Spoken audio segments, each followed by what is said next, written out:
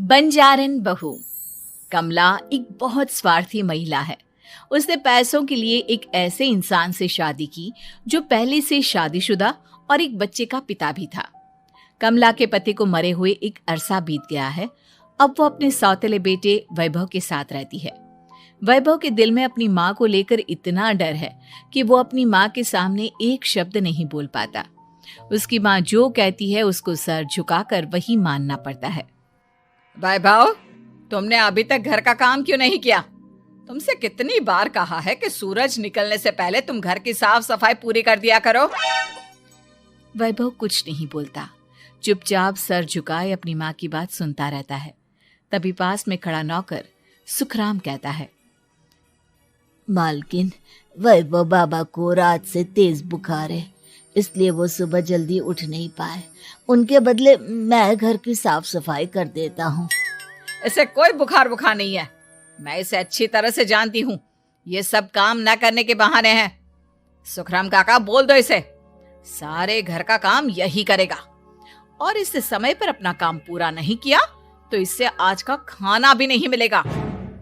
मगर मालकिन, वैभव बाबा की सच में ही तबीयत खराब है, आप एक बार देख तो लीजिए। कमला बिना कुछ बोले वहां से चली गई और बेचारा वैभव तेज बुखार में भी काम करता रहा। कमला वैभव की शादी एक ऐसी लड़की से कराना चाहती थी जो अनपढ़ हो और कमला से इसी तरह डरे जिस तरह वैभव डरता है, ताकि वैभव की सारी जायदाद और धन दौलत उसकी मुट्ठी में रहे। लेकिन आज के जमाने में ऐसी लड़की मिलना मुश्किल है। कमला कार में यही सब कुछ सोचती जा रही थी कि तभी रास्ते में, अरे ड्राइवर, तुमने कार क्यों रोक दी? और ये इतना शोर कैसा? मैडम, आगे कुछ बंजारों का खेल चल रहा है, इसलिए भीड़ लगी है। मैं अभी भीड़ को साइड में करवाकर कार निकालता हूँ। ड्राइवर भीड़ को साइड करके कार निकालने की कोशिश करने लगा कि तभी कमला की नजर रस्सी पर चल रही एक फुलवा नाम की बंजारन पर पड़ी। क्यों ना मैं इस बंजारन की शादी वैभव से करा दूं? ये तो अनपढ़ लग रही है, मेरे पैरों तले दबकर भी रहेगी। मुझे अभी इसके माँ बाप से बात करनी होगी। ये सोचकर कमला ने उन बंजारों से बात की और उन्हें शाम को अपने घर बुलाया। फुलवा के माता पिता वहां उसे लेकर आ गए। उन्होंने इतना आलीशान घर पहले कभी नहीं देखा था। अच्छा हुआ आप लोग आ गए। देखिए, मुझे घुमा फिरा कर बात करने की आदत नहीं है, इसलिए सीधे सीधे मुद्दे पर आती हूँ। मुझे आपकी बेटी बहुत पसंद है। मैं अपने इकलौते बेटे की शादी आपकी बेटी फुलवा से कराना चाहती हूँ। इसके बदले में आप जो चाहो वो ले सकती हैं। तभी फुलवा की माँ कहती है, ये क्या कह रही है मैम साहब? कहीं आप हमारी गरीबी का मजाक तो नहीं उड़ा रही ना? आप मेरे बेटे से मिल लो। अगर आपको मेरा बेटा पसंद आता है तो मैं कल से ही शादी की तैयारी शुरू कर दूंगी। सुखराम, वैभव को लेकर आओ। फुलवा अपनी माँ के कान में फुसफुसाती है, माँ, कहीं इस मेम साहब का छोरा पागल तो ना है? फुलवा अपनी माँ से बात कर रही होती है कि वैभव वहां आता है। फुलवा उसे देखती ही रह जाती है और उसके माता पिता उसकी शादी तय कर देते हैं। शादी वाले दिन किसी को फुलवा और वैभव की बेमेल विवाह की बात समझ में नहीं आती। फिर भी एक औरत कमला से पूछ ही लेती है, कमला जी, आपने अपने इकलौते बेटे की शादी देहाती गवार से क्यों करा दी?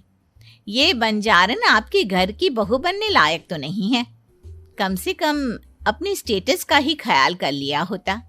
बहू तो अपने टक्कर की लाती, आपने तो बंजारन को ही बहू बना लिया। अब कमला को समझ में नहीं आ रहा था कि इस बात का क्या जवाब दे। वो कुछ देर चुप रही और सोच समझ कर कहती है, बहन जी, आपको तो पता है आजकल के बच्चे किसी की बात कहाँ सुनते हैं। मैं तो अपनी बहू एक पढ़ी लिखी और अपनी सोसाइटी की ही ढूंढ रही थी। लेकिन मेरे बेटे ने मेरे सामने इस बंजारन को लाकर खड़ा कर दिया। बोला कि मैं शादी करूंगा तो इसी से। अब भला मैं क्या करती, मुझे अपने बेटे के सामने झुकना ही पड़ा। कमला की ये बातें सुखराम भी सुन रहा था। उसने ये सारी बातें वैभव को जाकर बता दी। काका, मैं तो फुलवा को जानता भी नहीं, फिर माँ मेरे बारे में झूठ क्यों कह रही है? अरे बेटा, तुम कितने भोले हो, तुम्हें कुछ भी नहीं पता। तुम्हारे पिता अपनी सारी संपत्ति तुम्हारे नाम करके गए हैं। तुम्हारी माँ नहीं चाहती कि यह संपत्ति तुम्हें मिले, इसलिए उन्होंने तुम्हारी अनपढ़ लड़की से शादी करवाई ताकि तुम्हारी तरह वो भी अपने हक के लिए आवाज ना उठा सके। सुखराम काका, मैं क्या करूं, आप ही बताओ। माँ के सामने आते ही मेरे हाथ पैर कांपने लगते हैं। मैं माँ को कुछ भी नहीं कह पाता। वे दोनों बात कर ही रहे थे कि अचानक कमला वहां आ गई। कमला को देखकर दोनों घबरा गए। तुम दोनों फिर कभी बातें कर लेना, अभी फेरों का समय हो गया है, चलो जल्दी आओ। इस तरह फुलवा और वैभव की शादी हो गई। अगले दिन कमला ने फुलवा को बुलाया और उसे नसीहत देने लगी। देख बंजारन, तुझे मैंने अपनी बहू बना तो लिया है, लेकिन तुझे इस घर में आंख कान मुंह बंद करके रहना होगा। घर का काम कर और अपने पति से मतलब रख, समझी? कमला का ऐसा रवैया फुलवा को बिल्कुल समझ में नहीं आया। उसने वैभव से इस बारे में बात की। सुनिए ना, माँ जी ने जिस तरह मुझसे बात की मुझे अच्छा नहीं लगा। शादी से पहले तो वो मुझसे बहुत अच्छे से बात कर रही थी, लेकिन शादी के बाद उन्हें क्या हो गया? तुम ज्यादा मत सोचो, जैसा माँ कहती है वैसा ही करो। ये कहकर वैभव वहां से चला गया। अगले दिन वैभव को घर के नौकरों की तरह काम करता देख फुलवा को बहुत हैरानी हुई। फुलवा ने इस बारे में सुखराम काका से बात की तो सुखराम काका ने फुलवा को सारी बात बता दी। अब फुलवा को समझ में आ गया कि उसकी सास ने एक बंजारन को बहू क्यों बनाया। एक दिन वैभव घर का काम कर रहा था, तभी उससे कांच की प्लेट टूट गई। किसने गिराई ये कांच की प्लेट? वैभव को वहां खड़ा देख कमला ने छड़ी से उसे मारना शुरू कर दिया। उसके पैर में कांच चुभ गया और खून बहने लगा, लेकिन फिर भी कमला उसे मारे जा रही थी। ये देखकर फुलवा ने कमला के हाथ से छड़ी छीन ली और तोड़कर फेंक दी। बंजारन, तेरी इतनी हिम्मत, तूने मेरे हाथ से छड़ी छीनी? कमला फुलवा को थप्पड़ मारने ही वाली थी कि फुलवा उसका हाथ पकड़ लेती है। ओ सस माँ, मैंने मॉम की गुड़िया ना समझ लियो। बंजारन, ईंट का जवाब पत्थर से देना जानती हूँ। आज के बाद मेरे या वैभव जी के ऊपर हाथ उठाने की सोचियो भी ना, समझी ससु माँ? ये कहकर फुलवा वैभव को लेकर वहां से चली गई। उसने वैभव के पैर पर पट्टी बांधी, उसके आंसू पोंछे। वैभव ने पहली बार किसी के दिल में अपने लिए इतना प्यार महसूस किया। अब फुलवा वैभव का हर काम में हाथ बटाती, उसका बहुत ख्याल रखती। इस तरह दोनों बहुत ज्यादा नजदीक आ गए। वहीं दूसरी ओर कमला सारी जायदाद अपने नाम करने की साजिश करने लगी। और एक दिन, वैभव, जल्दी बाहर आओ। कमला की आवाज सुनकर वैभव और फुलवा अपने कमरे से बाहर आ गए। जी माँ, आपने बुलाया? ये ले, इन कागजों पर साइन कर दे। वैभव कागजों पर साइन करने ही वाला था कि फुलवा वैभव के हाथ से पेन छीनकर कहती है, ना वैभव जी, आप इस पर हस्ताक्षर नहीं करेंगे। आओ बंजारन, मैं तुझसे बात नहीं कर रही।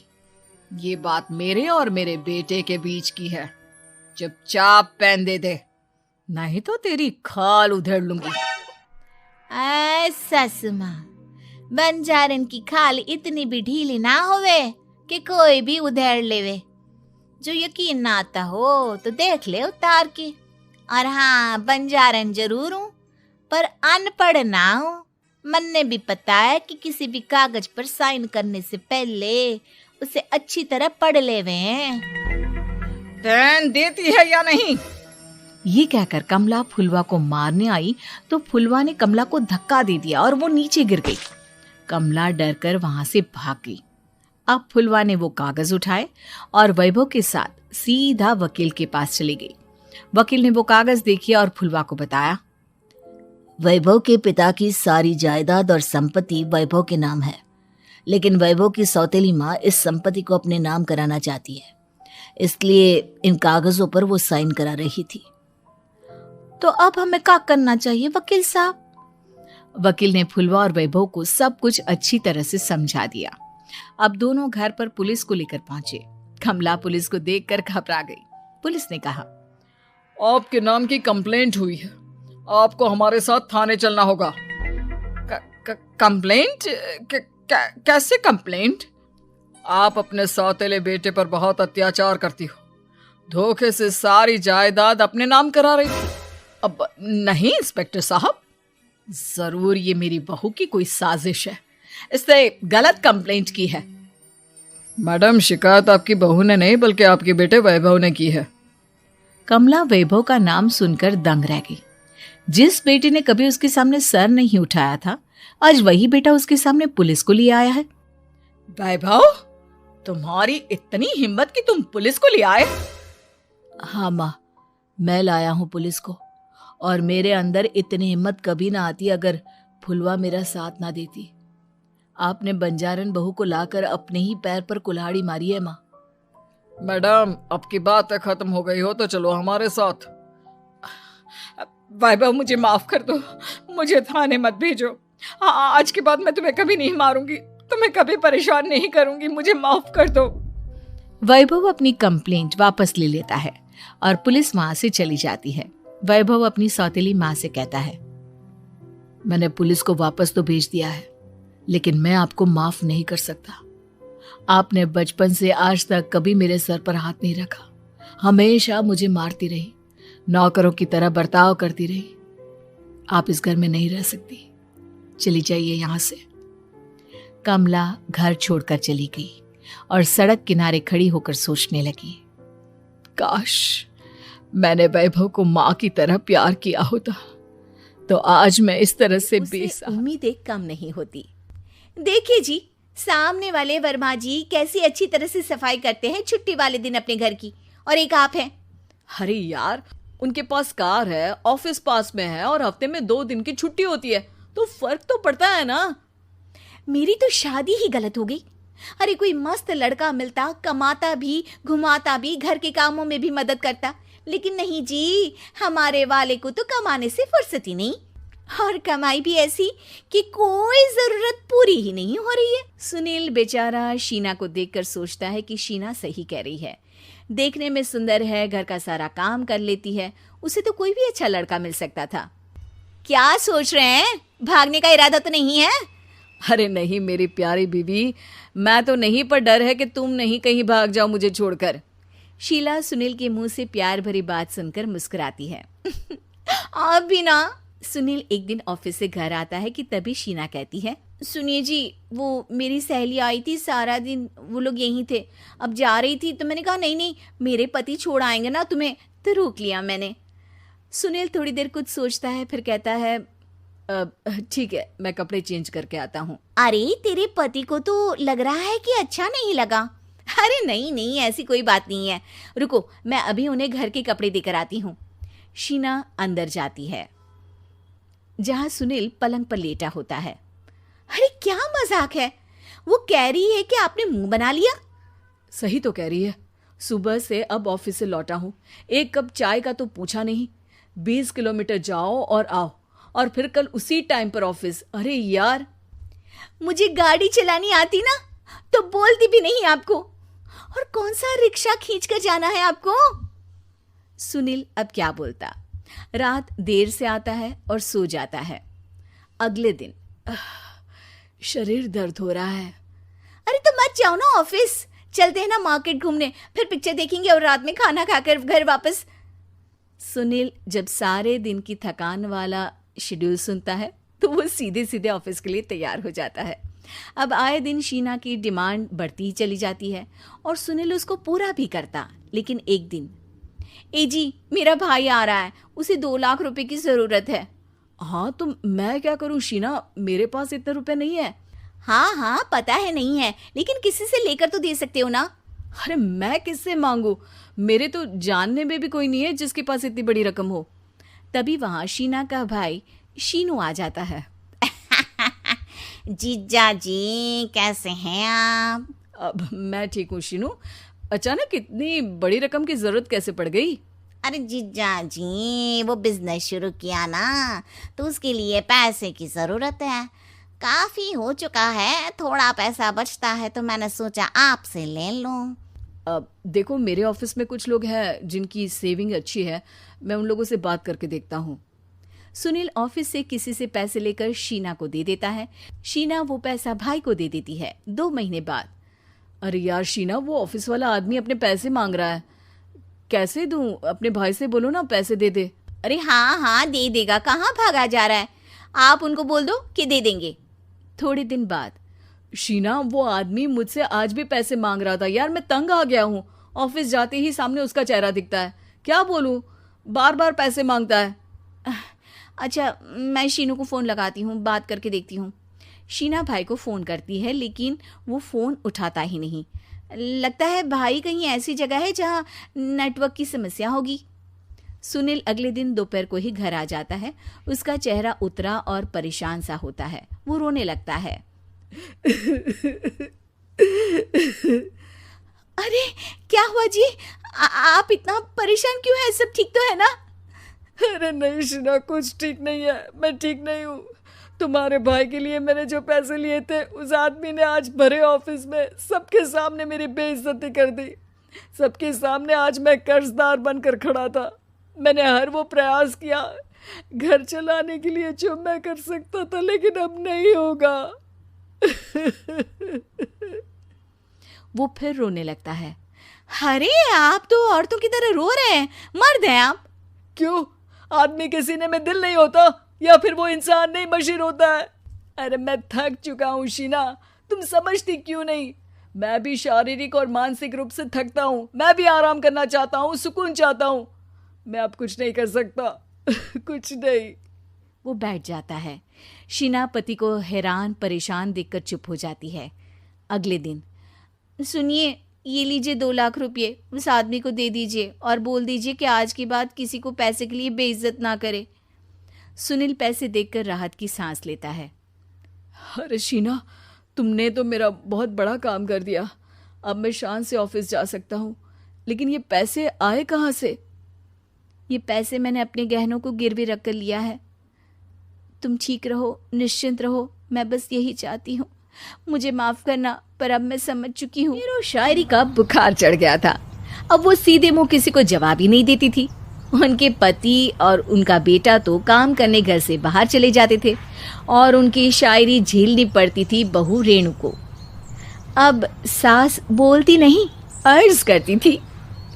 संदूक पे रखी संदूक, संदूक में रखे झुमके, बहू झुमके निकाल के दे मेरे, कहाँ लगा रही है ठुमके। माँ जी, झुमके तो आपके निकाल दूंगी मैं, लेकिन आपके दिमाग से ये शायरी का भूत कैसे निकलेगा? छोटे लोग नहीं समझेंगे, शायरी है शौक बड़ा। तू अपने काम से काम रख, मेरे काम में मत टांग अड़ा। शौक अलग बात है, लेकिन हर चीज में अपना शौक डाल देने से जग हंसाई हो सकती है सासू माँ। अरे मैं हूँ 1 नंबर कलाकार, कोई ऐसी वैसी बला नहीं। तुम घर के कामों में उलझी, समझोगी मेरी कला नहीं। ठीक है माँ जी, आप नहीं समझती तो कोई बात नहीं। लाओ, मैं आपके झुमके ही निकाल कर दे देती हूँ। बहू सास के झुमके निकाल कर देती है और वहां से चली जाती है। शाम को बहू अपने पति से शिकायत करती है। सुनिए जी, आप माँ को कुछ समझाते क्यों नहीं? अरे क्या समझाना है माँ को? अरे अपनी शायरी थोड़ी कम करे ना। अरे तुमको उनकी शायरी से क्या दिक्कत है? अरे मुझे नहीं, पर पड़ोस में सब लोग हंसते हैं, कहते हैं बुढ़ापे में लोग सठिया जाते हैं, लेकिन शीला जी तो शायर हो गई हैं। अरे लोगों का काम है कहना, लोगों की बातों का क्या टेंशन लेना। अरे वाह, मैंने भी शेर कह दिया। वाह वाह वाह वाह। देख लो, तुमसे किसी ने कहा नहीं और तुम्हारे सामने कोई माँ की बुराई नहीं करता तो तुमको फर्क नहीं पड़ रहा। अरे तुम खामखा की बात का बतंगड़ बना रही हो। चलो चाय बना कर ले आओ मेरे लिए, साथ पियेंगे, कोई ढंग की बातें करेंगे। रेणु चाय बनाने लगती है। पहले वो अपने पति को चाय देती है, फिर सास को और आखिर में अपने ससुर को। लेकिन वो देखती है कि ससुर जी कुछ परेशान से हैं। क्या हुआ ससुर जी, कोई बात हो गई है क्या? अरे तेरी सास बात बात पे शायरी करती है। कल मैंने पूछा कि खाना खाया तो तेरी सास ने क्या जवाब दिया पता है? अरे गलती की और आरोपी ने कोड़े खा लिए फटाफट, खाना तो नहीं पर पकोड़े खा लिए झटाझट। अब बता क्या जवाब दूं इस बात का? वो तो सभी से शायरी में ही बात कर रही हैं, मुझे भी समझ में नहीं आता कि क्या करूं मैं। बेटा उसको उसी की भाषा में जवाब देना पड़ेगा। मैं तो आम बातचीत में भी उसके सामने कुछ नहीं बोल पाता, शायरी में क्या बोलूंगा भला। ससुर ने जैसे ही कहा कि उसको उसी की भाषा में जवाब देना पड़ेगा, बहू को ये बात जच गई। अगले ही दिन वो शायरी की कुछ किताबें लेकर आई और शायरी की प्रैक्टिस करने लगी ताकि सास को उन्हीं की भाषा में जवाब दे सके। उसने दिन रात एक कर दिए। एक दिन सब साथ में बैठकर टीवी देख रहे थे, तभी रेणु सबके लिए बिरयानी बनाकर लाती है, लेकिन सास को बिरयानी भाती नहीं। कौवा करता काऊ काऊ, चिड़िया बोलती ची ची, इतना खराब बिरयानी बनाई है कि मुंह से निकले छी छी। बस इसी मौके का तो बहू को इंतजार था, क्योंकि अब बहू सास को उसी की भाषा में जवाब देने के लिए तैयार थी। माँ जी हमको अपनी ये बेकार शायरी ना सुनाइए, जैसी भी बनी है बिरयानी चुपचाप खाइए। ससुर जी और रेणु के पति ने रेणु का जवाब सुनते ही जोर से ताली बजाई और सास ने जब रेणु का शायराना जवाब सुना तो उनके गले में बिरयानी अटक गई। बहू ने एक और शायरी का तीर छोड़ा। शायरी में बहू के सामने सास हो जाएगी ढेर, क्योंकि सास मारेंगी एक शेर तो बहू मारेगी 1.25 शेर। सास को छोड़ के सब वाह वाह करने लगते हैं। आज पहली बार सास को नहले पे दहला मिला था और रेणु ने सास का मुंह चुप करा दिया था। अगले दिन रेणु का पति उससे कहता है, अरे वाह, तुमने तो माँ की बोलती ही बंद कर दी, मजा आ गया। अब मेरे लिए कुछ बना दो, खाकर मैं काम पर चला जाऊं। शायरी ही है मेरा जीवन, वही करूंगी जी भर के, नौकरानी रख लो कोई, काम नहीं करूंगी मैं घर के। अरे तुम क्या माँ जैसी हरकतें करने लगी, सीधे सीधे बात करो ना। हो गई कल शायरी, रोज थोड़ी ना करोगी। शीशी भरी गुलाब की पत्थर पे फोड़ दो, जो मुझे शायरी से रोके उसके कान मरोड़ दो। पति घबराकर वहां से चला जाता है और बाहर उसके पिताजी के पास जाकर बैठ जाता है। दोनों अपनी बीवियों की शायरी से परेशान है। ससुर को पछतावा होता है कि क्यों उसने बहू को सास की भाषा में ही जवाब देने का आइडिया दिया। अब तो घर में 2 शायर हैं। दोनों एक साथ दुखी स्वर में कहते हैं, हम दोनों की ही बीवियां जब से शायर हो गई है, क्या बताएं, जिंदगी एक फटा हुआ टायर हो गई है।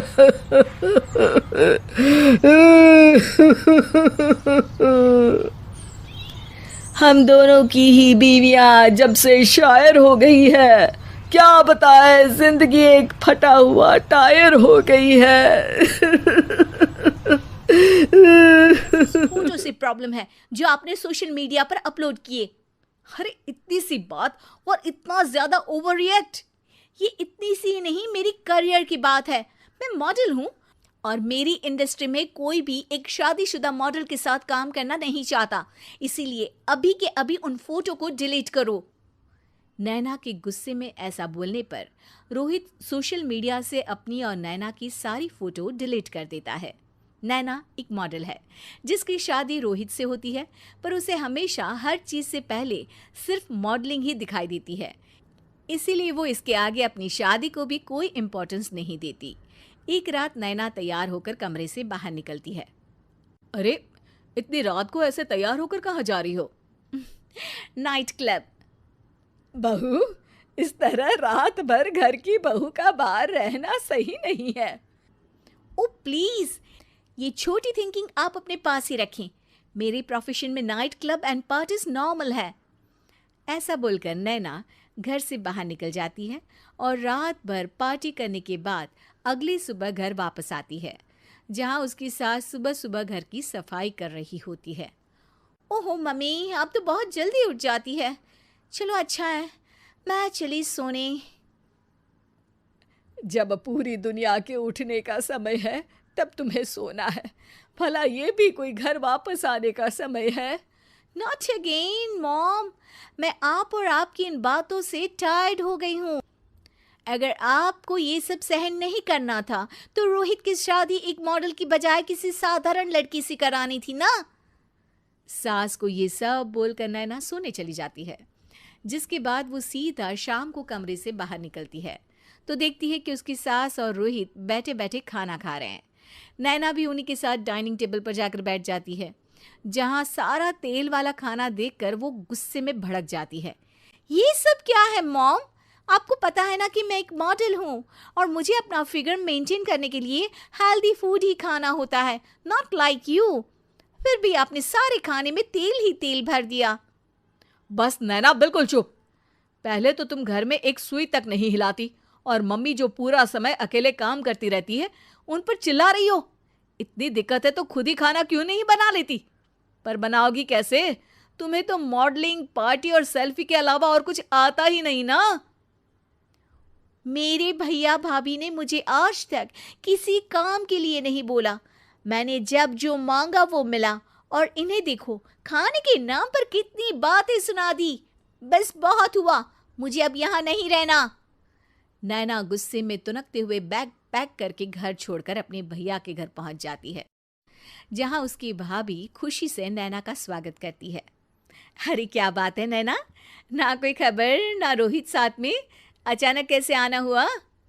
मैं तो उस घर को हमेशा के लिए छोड़ आई, दोबारा कभी वहां वापस नहीं जाऊंगी।